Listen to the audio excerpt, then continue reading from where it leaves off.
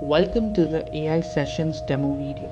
So in this video we will check how to use AI sessions, a tool that is used to manage your AI sessions and has multiple useful functionalities that will help you. You must have heard of CC usage. So this is based on CC usage, but it is a much better user interface and a very good features that you can use. So for this you need npm and node installed. So to run it, you type npx ai sessions, and that's it. It will get installed temporarily and it won't leave any packages on your system. So this is the interface. Here you can search your individual sessions, anything in the chat as well.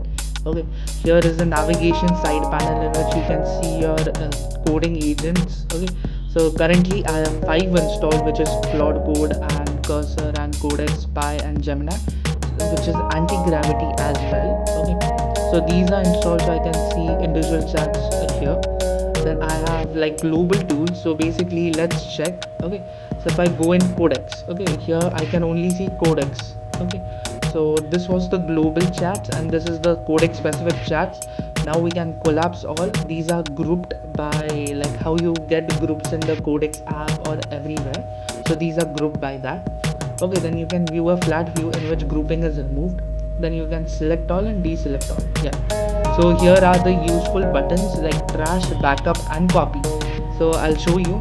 So for example, if I want to delete this, I can just use trash and I can delete that chat. Okay, it will go in the trash. Okay, here you can see individual trash and here's the global trash usage and backup. Okay, so here's a specific to agent, and here I can either restore the trash which I deleted, that's why we have trash.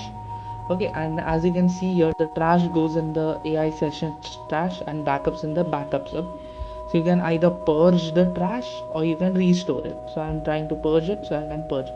If I want to backup, I can go and backup the selected, it gets backed up and I can restore it from here anytime. Okay, so that's all main thing. And if we see usage, so you can see individual usage as well as global usage for all agents. And if you see global usage for all agents, you can see here the total cost I've spent till now, total tokens for all the agents, and then the spend of money that I cost per day, date wise and also model wise.